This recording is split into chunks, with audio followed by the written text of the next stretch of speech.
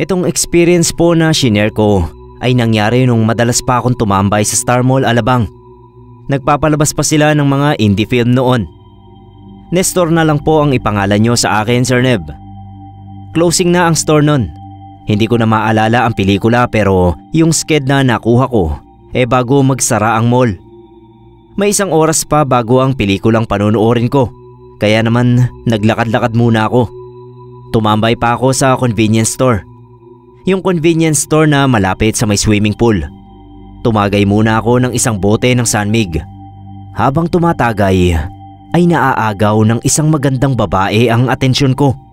Kaya naman iniwan ko na yung bote at hindi na inubos ang laman. Tumayo ako at sinundan yung babae. Bala ko kasing kunin yung cellphone number. Nanlaki yung mga mata ko nung makitang dumiretso sa CR ng lalaki yung napakagandang babae. Dali-dali akong sumunod. Pagpasok ko sa CR ay napansin kong nakatayo lang yung babae sa harap ng lababo. Wala siyang ginagawa. Nakatayo lang at nakatingin sa salamin. "Miss, pwede ko bang makuha yung number mo?"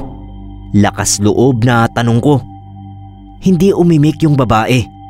Tumingin lang siya sa akin na para bang hindi niya narinig yung tanong ko. Maya-maya ay lumakad papunta sa isa sa mga cubicle yung babae. Sinundan ko ng tingin.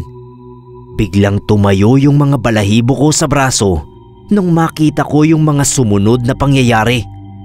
Paulit-ulit kasing inuntog ng babae yung ulo niya sa pinto ng cubicle.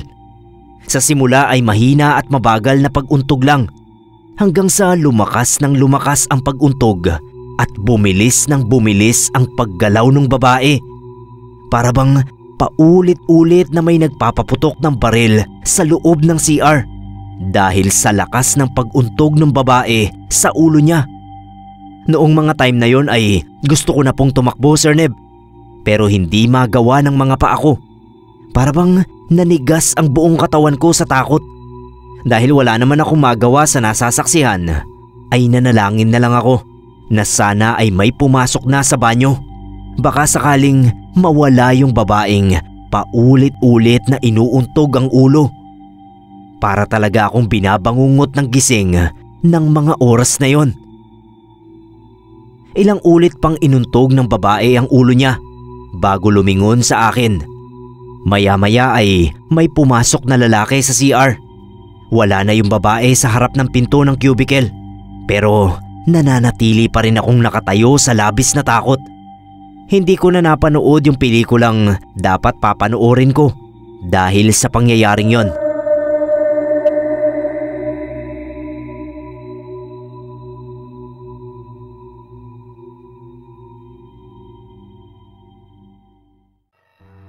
Magandang umaga po sa ating lahat. Ako po si Clyde. At ang isi-share ko ay naganap ilang taon na ang nakakaraan. Nangyari po ito sa Star Mall. Birthday yon ni Ray, pinsan ko sa mother side. Sobrang close po namin na ang turingan namin sa isa't isa ay para na talagang magkapatid. Halos magkaedad din kasi kami, kaya nagkakasundo talaga kami sa mga bagay-bagay. Nung araw ng birthday niya, inalok niya ako na kumain sa may Star Mall. Libre raw niya. Sa food court kami kumain para mas tipid. Tapos naglibot-libot kami para tumingin ng mga damit at sapatos. Pareho kaming kolektor ng sapatos hanggang ngayon. Yun siguro ang dahilan kung bakit sobrang close talaga namin. Sabi ni Ray na iihi raw siya, kaya sumama na rin ako sa banyo. Pagdating namin doon sa banyo, may nakalagay na out of order. Sabi ng janitor na nandoon, hanapin na lang daw namin yung nasa ground floor na banyo. Bumaba nga kami at saka naghanap ng banyo. Tinuro nung isang sales lady yung papasok sa makipot na hallway. Halatang hindi dapat yun pinapasok ng mga customer dahil walang pintura yung mga dingding. Naglakad lang kami ni Ray hanggang sa may nakita kaming puting pinto. Akala namin ay yun na yung banyong kanina pa namin hinahanap, kaya binilisan namin yung lakad. Pagdating doon, si Ray ang unang tumulak sa pinto. Wala kasing doorknob, Pagpasok ni Ray, sumunod ako. Hindi banyo yung napasukan namin. Isa yung bakanteng kwarto na walang laman. Maliban sa 2 manikin na walang saplot na nakatalikod sa amin. Papalabas na sana ako nung kalabitin ako ni Ray. Paglingon ko, kitang-kita ko na lumilingon sa amin yung 2 manikin. Pareho kaming napako ni Ray sa kinatatayuan. Hindi alam ang gagawin. Natauhan lang kami nung nakita namin na naglalakad na papalapit sa amin yung 2 manikin. Kumaripas talaga kami papalabas ng kwarto na yon. Hanggang doon sa labasan ng mall, tumatakbo pa rin kami. Ang sama nga ng tingin sa amin ng gwardya. Walang nagsalita sa amin ni Ray hanggang makasakay kami ng tricycle. Pareho kaming namumutla pa rin dahil sa takot.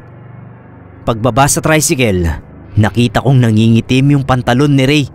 Naihi ang gago. Tinawanan ko siya pero hindi ko naman siya masisi. Dahil doon, na-trauma talaga kami pareho ng ilang buwan. Hindi namin alam kung napagtripan lang kami o talagang malas kami nung araw na yon.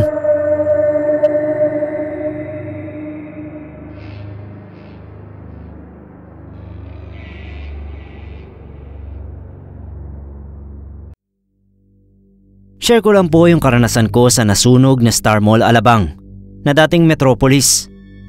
Common knowledge naman po na dating sementeryo ang mall na yon bago gawing mall. Ang sabi ng mama ko, noon daw sementeryo pa yung Metropolis ay sinadyang sunugin yon para mapaalis yung mga illegal settlers sa sementeryo para nga gawing mall.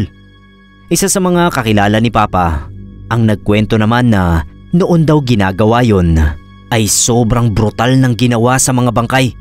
As in na baboy sila ng husto. Lalo na yung mga bangkay na walang nag-claim. Yun daw mga buong katawan ay nilagari para maisalpak sa mga sako na tinambak lang kung saan-saan. So kung may mga nagmumulto man daw ay malamang yun yung mga galit na kaluluwa ng mga bangkay na sinalaula. Bago ko pa malaman ang history ng Star Mall ay nagpunta na ako roon one time para bumili ng cellphone. Mura lang daw kasi roon kaya doon na ako nagpunta para mamasyal na rin. Nakabili naman ako at nagpagala-gala na rin. Kumain pa ako at nung pauwi na ako ay naisip kong mag-CR muna. Hindi naman talaga ako naiihi. Mag-aayos lang ako ng konti. Pagdating sa CR ay nagulat pa ako dahil sa pila. May 4 na babae sa entrance ng CR. Pero wala akong makitang tao sa loob. Walang nananalamin o ano. Naisip ko baka nasa loob ng mga cubicle yung mga yon. Since hindi naman ako gagamit talaga ng banyo, pumasok na ako sa loob para manalamin. Pagpasok ko ay narinig ko na nagbulungan yung mga babae sa labas. Actually hindi nga bulungan dahil para silang nagulat. Tapos yung 2 ay bigla na lang umalis sa pila. Napatanga naman ako at naudlot yung pagsusuklay. Baka ako nagalit yung 2 babae dahil inunahan ko sila sa pila. Baka kahit manalamin pala ay pipila pa rin. Kaya lumabas uli ako at nagsorry doon sa 2 na papaalis na rin. Sakto naman bumukas yung isang cubicle at napansin ko na parang namumutla yung babae na galing doon. Medyo naguluhan na ako kaya nagtanong na ako kung ano bang mali ang nagawa ko. Sabi ng babae na galing sa loob, nakita raw niya sa ilalim ng pinto na ang daming mga paa na palakad-lakad sa loob ng CR. Ang iingay pa nga raw at nagtatawanan. Tapos noong nakita niya yung sandals ko, nagulat na lang siya dahil biglang nawala yung iba pang mga paa ng mga babae at biglang tumahimik. Kaya nagmamadali siyang lumabas. Sabi naman ng 2 babae sa pila, ang daming nga raw tao sa loob, kaya nga nakapila sila. Lahat daw ng cubicle ay may laman, pero isa lang ang lumabas. Nagulat na lang daw sila dahil dire-diretso akong pumasok. Tapos ay isa-isang nawala yung mga babae at bata sa loob ng CR. Halos mag-unahan kami sa paglabas ng Star Mall noon. Kinuwento ko yon kina mama at kaya lang sila nagkwento tungkol sa history ng Star Mall Alabang. Hindi na ako bumalik doon kahit kailan.